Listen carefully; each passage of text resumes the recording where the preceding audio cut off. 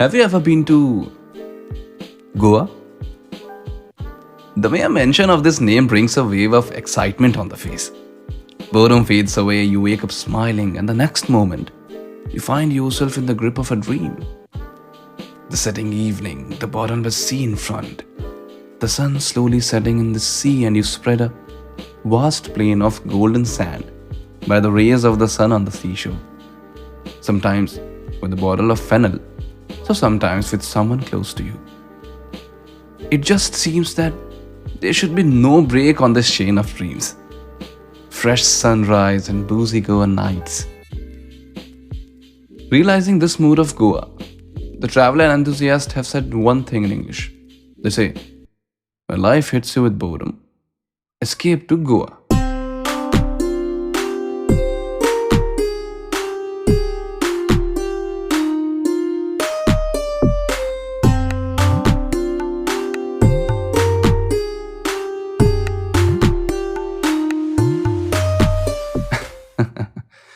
It's all right in this place, but this small city of India has a great history, which dates back to 10,000 years. Let's dig up the past of Goa.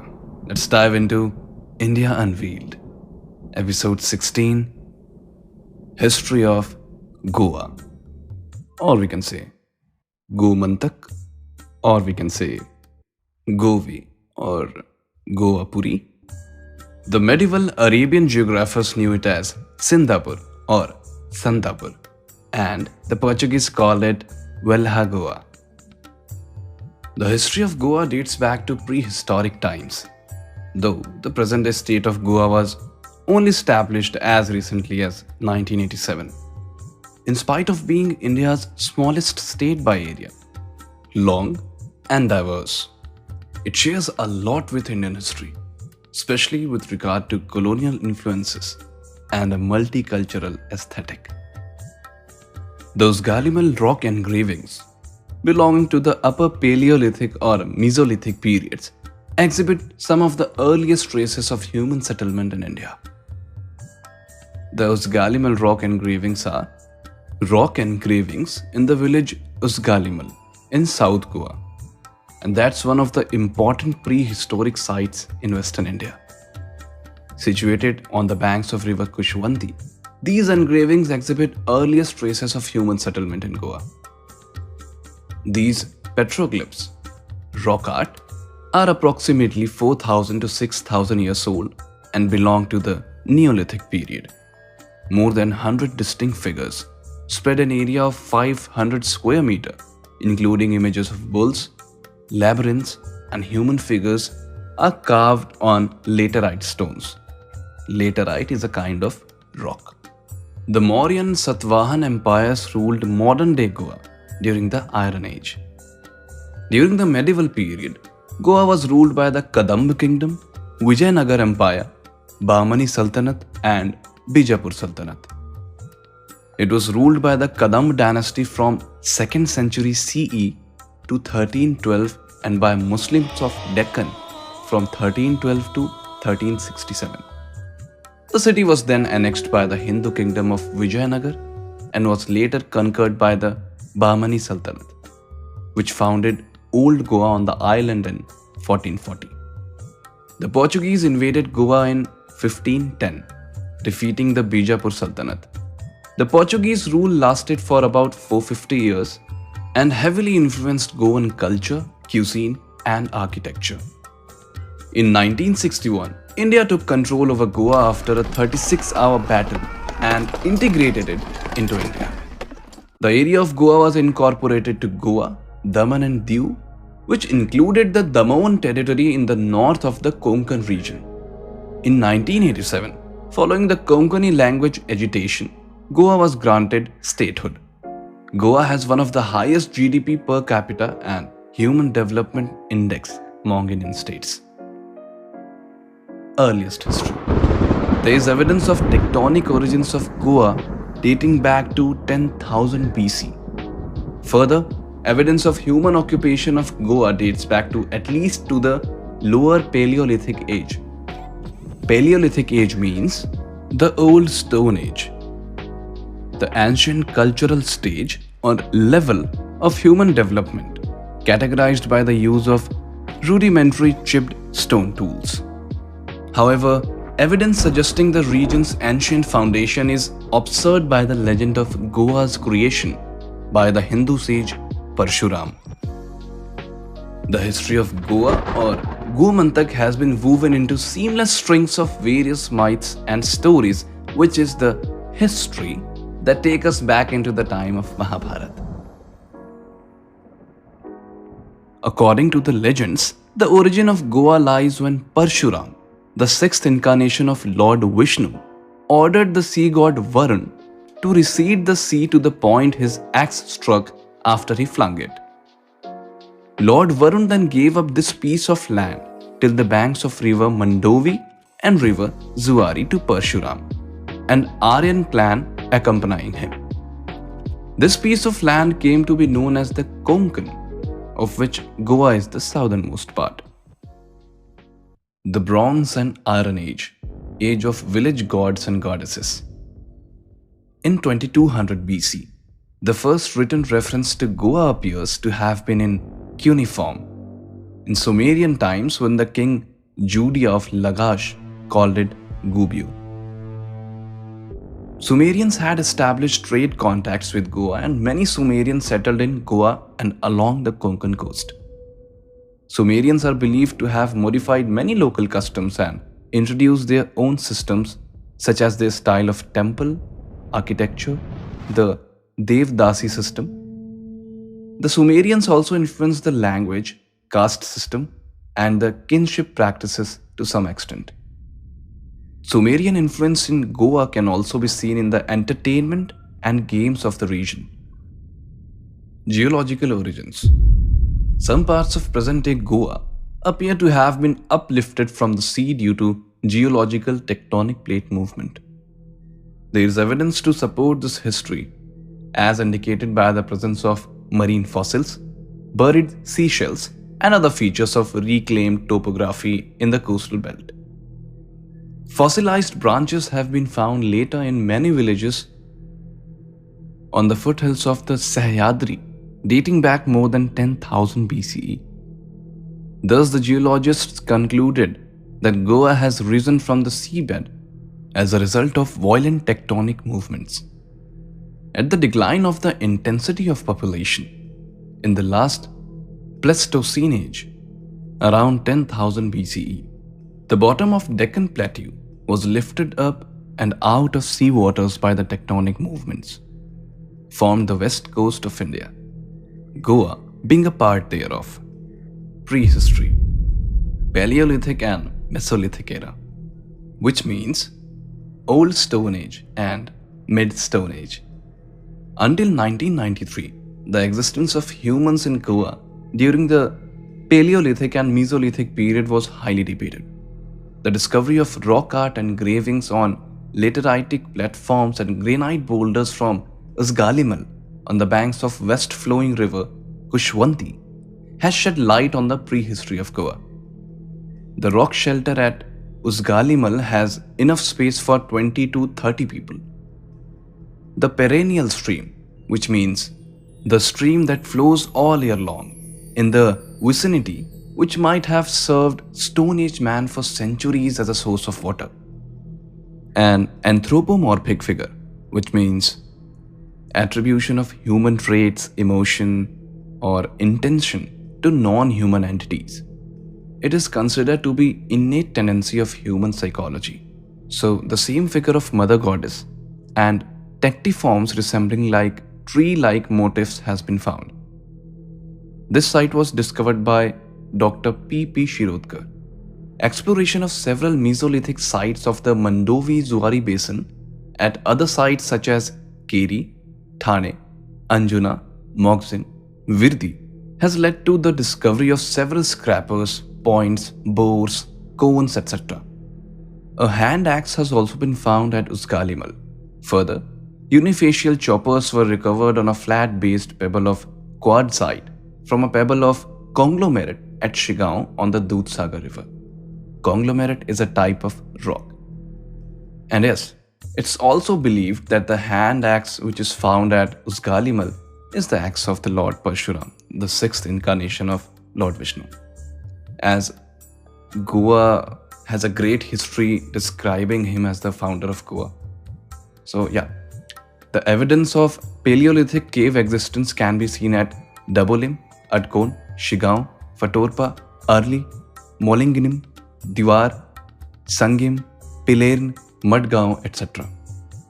Difficulty in carbon dating the laterite rock compounds has posed a problem in determining the exact time period. Kushwanti shamanic culture, which means Kushwanti Shaitani culture. The prehistoric engravings at Usgalimal were discovered by P.P. Shirudkar in the early 1990s and subsequently studied by the Institute of Oceanography in Goa. More than 125 forms were found scattered on the banks of river Kushwanti in southeastern Goa.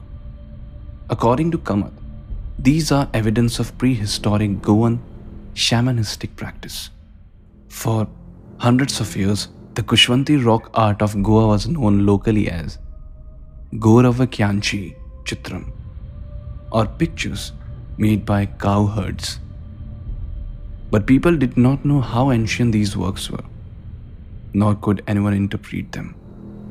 After thorough study of these forms, scholars have concluded that these petroglyphs differ from those found elsewhere in Goa. Deeper studies and analysis over a period of 10 years showed these petroglyphs, which means rock carving, were an exquisitely carved ocular labyrinth, which means a complicated set of paths and passages through which it is difficult to find your way, which is one of the best in India and Asia. Its ocular nature added to the evidence of prehistoric shamanism. The studies have shown that the Kushwanti culture was a hunter-gatherer culture with deep knowledge of local natural resources and processes like water, fish, plants, games, animal breeding cycles, seasons, and natural calamities. The Kushwanti culture was greatly concerned with water security. So, they set up camps near the streams. The Kushwanti found food security in the jungle near the stream. Like every culture, its members confronted the mysteries of illness, death, and birth. Kamath believes that this culture dated 6,000 to 8,000 years ago. On basis of recent DNA-based work on human migration, Dr. Nand Kumar Kamath has rolled out the possibility of Kushwanti shamans belonging to the first wave of humans to arrive in Goa. They were not Negritos or Ostrix, which means Negritos are member of dark-skinned people of short stature native to Austronesian region. Can say dark-skinned people with short height. Ostrix are the people from Ostrich tribes like Santhals, Kolha, Munda tribes. Most probably, they were the earliest Mediterraneans who had descended the Western Ghats, probably in the search of sea salt on Goa's coast. As the Kushwanti transitioned into a Neolithic society, they began the domestication of animals and were in the last phase of using stone tools. Neolithic society was an archaeological division of period which ends the Stone Age with this. This term is used for the period in our past when the shift from hunting and gathering wild animals and plants to a farming lifestyle occurred. Neolithic period. Archaeological evidence in the form of polished stone axes suggests the first settlements of Neolithic man in Goa. These axes have been found in Goa Velha. During these periods, tribes of Ostrich origin such as Kols, Mundris and Kharvis may have settled Goa, living on hunting, fishing and primitive form of agriculture since 3500 BCE. According to Goan historian Anant Ramakrishna Dhume, the Gauda and Kunbi and other such castes are descendants of ancient Mundri tribes. Dhume notes several words of Mundri origin in Konkani language. He describes the deities worshipped by the ancient tribes, their customs, methods of farming, and its overall effect on modern day Goan culture. The Proto Australoid, which means an outdated historical grouping of various people indigenous to Melanesia and Australia. Controversially, groups of Southeast Asia and South Asia were also sometimes included. These tribes were known as Konkas, from whom is derived the name of the region Kongwan or Konkan. With other mentioned tribes, reportedly made up the earliest settlers in the territory. Agriculture had not fully developed in this stage and was being developed. The Kol and Mundari may have been using stone and wood implements, as iron implements were used by the megalithic tribes as late as 1200 BC. Megalithic tribes were the tribes which used large stones to construct a prehistoric structure or monument, either alone or together with other stones. The Kol tribe is believed to have migrated from Gujarat. During this period, the people began worship of Mother Goddess in the form of ant hill. The ant hill is called Roen in Konkani, which is derived from the Austric word Rono, meaning with holes. The later Indo-Aryan and Dravidian settlers also adapted ant hill worship, which was translated to Prakrit Santara. They also worshipped the Mother Earth by the name of Bhumika in Prakrit. Ant hill worship still continues in Goa. The later migrations. The second wave of migrants arrived sometime between 1700 and 1400 BC.